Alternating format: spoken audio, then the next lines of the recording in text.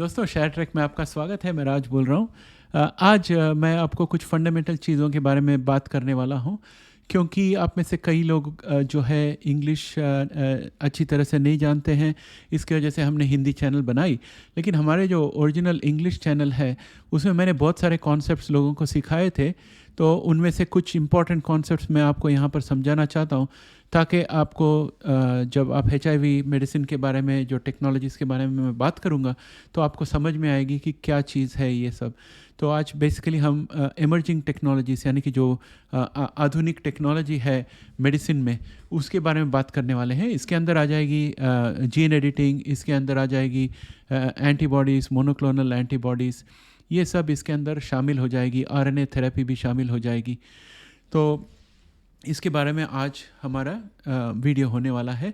तो हम अभी शुरू करते हैं इस वीडियो को। चलिए।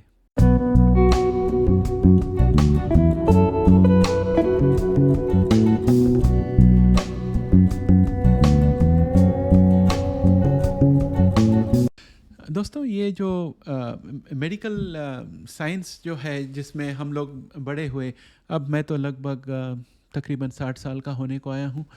तो जब मैं छोटा था तो हमारे यहाँ डॉक्टर्स हुआ करते थे जो MBBS थे, फिर उनके पास कंपाउंडर्स हुआ करते थे, और वो डॉक्टर्स प्रिस्क्रिप्शन लिख कर देते थे, और कंपाउंडर जो है वो बहुत सारे चीज़ों को मिलाकर पुड़िया बांध के दे देता था। उसको शहद के साथ खाना पड़ता था, और जो दवा वहाँ पर कंपाउंडर नहीं बना सकता था उसके लिए प्रिस्क्रिप्शन मिलती थी, तो फार्मेसी में जाके लेना पड़ता था। तो कुछ इस तरह का अनुभव था हमारा जब मैं छोटा था तभी। और तब से लेके अब तक मेडिकल साइंस काफ़ी आगे बढ़ चुकी है।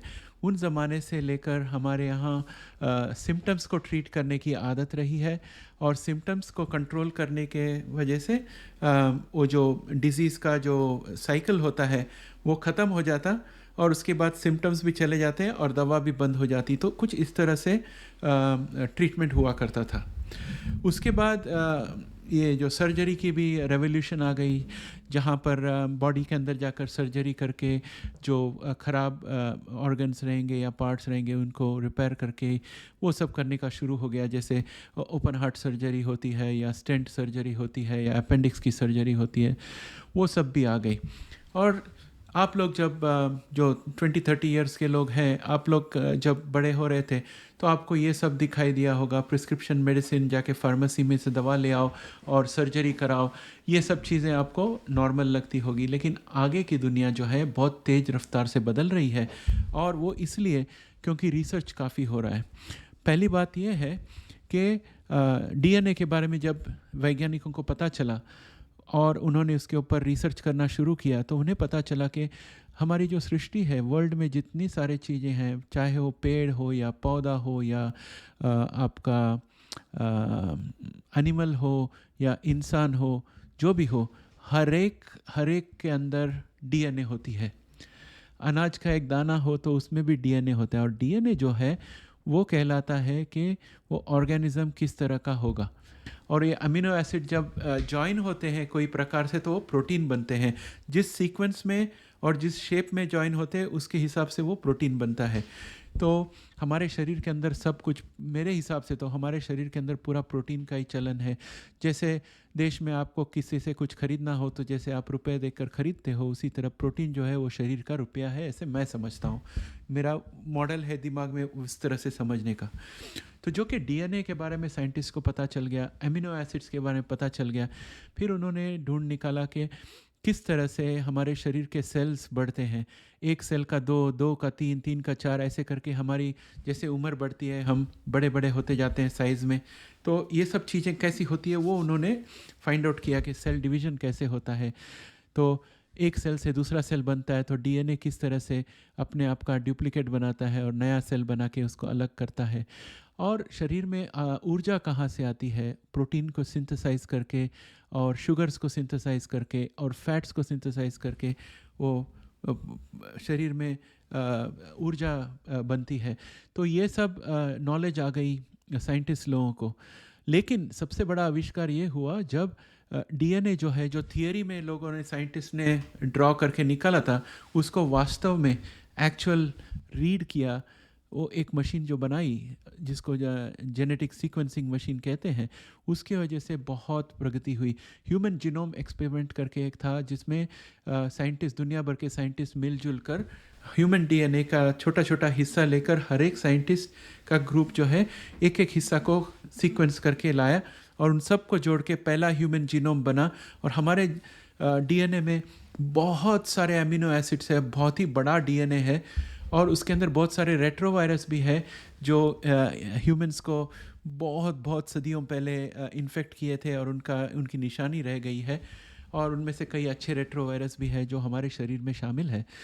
तो ये सब उनको पता चला, लेकिन ये तो सिर्फ थियोरेटिकल इन्फॉर्मेशन आ गई। लेकिन कंपनीज आ गई जिन्होंने मशीन बनाए जो जिस तरह से आप अगर सीडी डाल दो मशीन के अंदर तो सीडी का गाना बजता है, उसी तरह उस मशीन के अंदर अगर आप डीएनए डाल दो तो वो डीएनए को पूरी तरह से पढ़ लेता है और बिगिनिंग टू एंड एक पूरा ह्यूमन जीनोम जिसको साइंटिस्ट लोग को बहुत साल लगे बना रीड करके मैप करने को, उसे ये आजकल एक दिन के अंदर कर देता है और $100 के नीचे कर देता है। तो इस तरह की क्षमता वाली मशीन्स बन गई है और वो और भी तेज़ हो रही है। हर रोज़ एक नई मॉडल आती है जो पहले मॉडल से भी तेज़ होती है। और ये जीन सीक्वेंसिंग जो है इसकी वजह से बहुत सारी उपलब्धियां हुई है ये मेडिकल इंडस्ट्री को। क्योंकि अगर इंसान का जीन को पढ़ सकते हैं तो हेल्दी इंसान का जीन अगर देखो और जिसको कैंसर हो या कोई और बीमारी हो उसका जीन देखो, दोनों में जो फ़र्क है उसमें से पता चलता है कि कहाँ कहाँ शायद जीन्स में गड़बड़ हुई है जिसकी वजह से ये बीमारी हो रही है।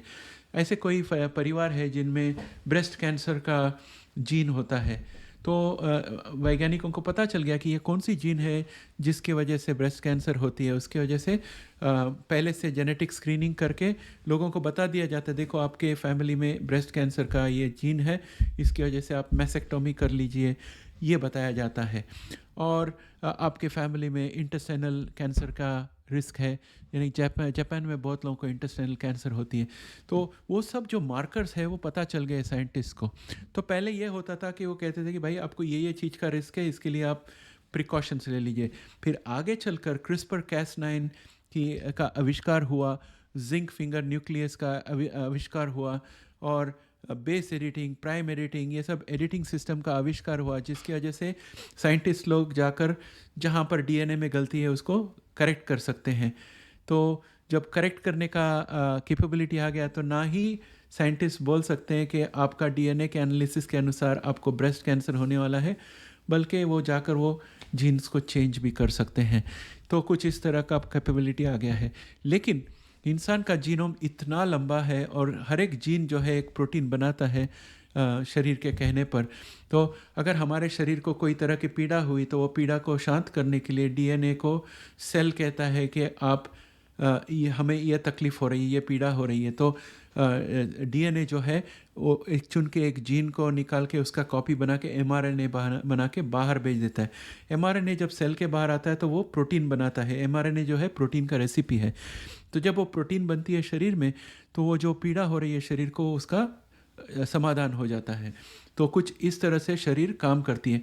और जब ये प्रोटीन जो बाहर फेंकती है एमआरएनए जो बाहर फेंकती है जीन, अगर वो जीन का कॉपी गलत हो तो एमआरएनए गलत होगा, रेसिपी गलत होगा और प्रोटीन गलत बनेगा। सिकल सेल डिसीज़ जो है वो कुछ इसी तरह का एक डिजीज़ है जिसमें रेड ब्लड सेल्स बनाने वाले प्रोटीन गलत आते हैं।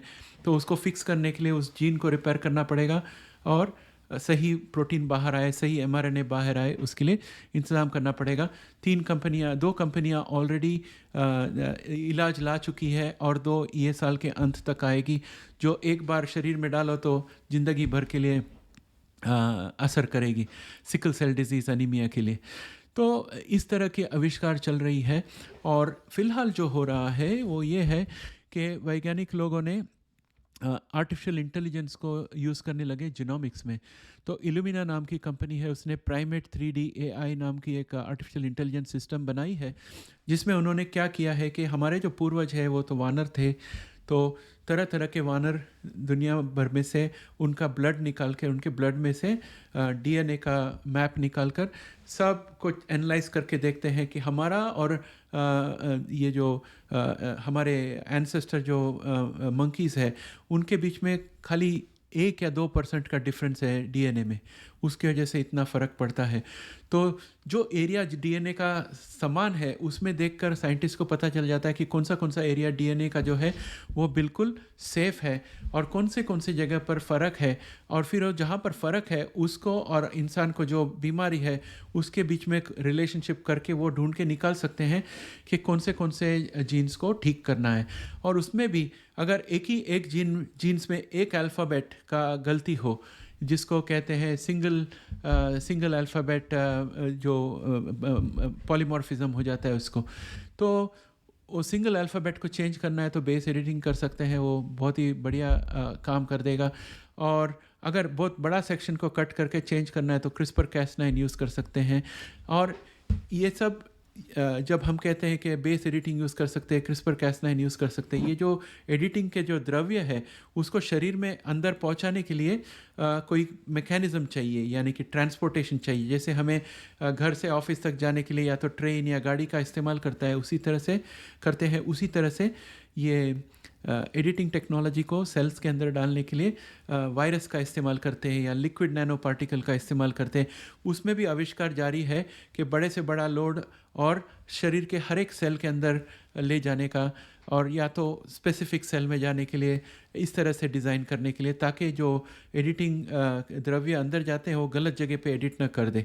तो ये सब आविष्कार अभी चल रही है और इसकी वजह से साइंटिस्ट लोग को ये फ़ायदा हो जाता है, फार्मेसी कंपनी और पेशेंट्स को भी ये फ़ायदा होता है कि कोई भी कंपनी कोई बीमारी के लिए मेडिसिन बनाने के पहले उसको पता चल जाता है कि कौन से जीन्स में क्या एडिटिंग करना है। तो उनको पता चलता है कि इसके लिए कौन सा एडिटिंग टेक्नोलॉजी चाहिए और वो एडिटिंग टेक्नोलॉजी में जो द्रव्य है वो कितना बड़ा है और उसके लिए कौन सा ट्रांसपोर्टेशन मैकेनिज़्म चाहिए और शरीर के कौन से सेल में इसको भेजना है उसके लिए कौन सा ट्रांसपोर्ट मैकेनिज़्म चाहिए, वो हिसाब से वो लोग सेलेक्ट कर सकते हैं।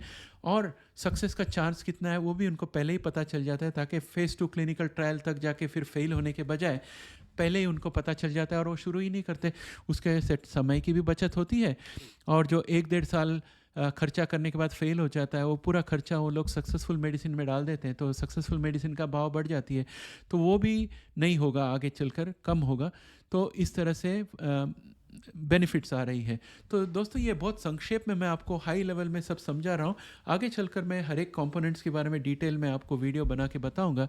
और इसमें EBT 101 जो है वो क्रिस्पर कैस9 इस्तेमाल करती है और मैंने मेंबर्स ओनली सेक्शन में एक बहुत ही बेहतरीन वीडियो डाली है EBT 101 के बारे में, वो किस तरह से काम करती है और वो क्यों स्टेरलाइजिंग क्योर बन सकती है। तो अभी 1 तारीख आ रहा है, मैं आपसे आग्रह करूंगा कि आप लोग मेंबरशिप ले लें और जल्दी से जाकर वो वीडियो भी देखें और आगे चलकर हम मेंबरशिप सेक्शन में लाइव स्ट्रीम भी किया करेंगे। तो ये रही आज की जो इन्फॉर्मेशन आपको मैं लेके आना चाहता था। और ये जो है फाउंडेशन है नॉलेज का, मैं हाई लेवल में आपको पूरा फाउंडेशन दिया हूँ, लेकिन आगे चलकर छोटे छोटे वीडियो बनाऊँगा हर एक कंपोनेंट में के ट्रांसपोर्ट मैकेनिज़्म में adeno associated virus, lenti virus, LNP उनके बारे में डिटेल, और क्रिस्पर कैस9 क्या होता है, वो किस तरह से काम करता है उसके बारे में डिटेल, बेस एडिटिंग क्या होती है, कैसे काम करती है, प्राइम एडिटिंग क्या होती है, कैसे काम करती है, ये सब हम आगे चलकर वीडियो बनाएंगे। ये जो थेरेपीज है उसके बारे में बात करते वक्त बीच बीच में ऐसे वीडियोस बना के मैं आपको बताऊंगा ताकि आपको इन्फॉर्मेशन मिले। और दोस्तों आगे चलकर ये जो इंडिया में सिप्ला है और अरबिंदो फार्मा है, इन लोगों ने जो साइन किया है एग्रीमेंट जेनेरिक HIV थेरेपी बनाने के लिए, उसके बारे में भी मैं वीडियो बनाना चाहता हूँ, लेकिन इन्फॉर्मेशन जल्दी नहीं मिल रही है। लेकिन आप सब्र कीजिए, इन्फॉर्मेशन मुझे मिलते ही उसके बारे में भी मैं वीडियो बनाऊंगा। और इसके साथ मैं आपकी इजाज़त चाहता हूँ, फिर अगले बार मिलेंगे। लाइक, शेयर और सब्सक्राइब कीजिए अगर सब्सक्राइब नहीं किया हो तो। जय हिंद।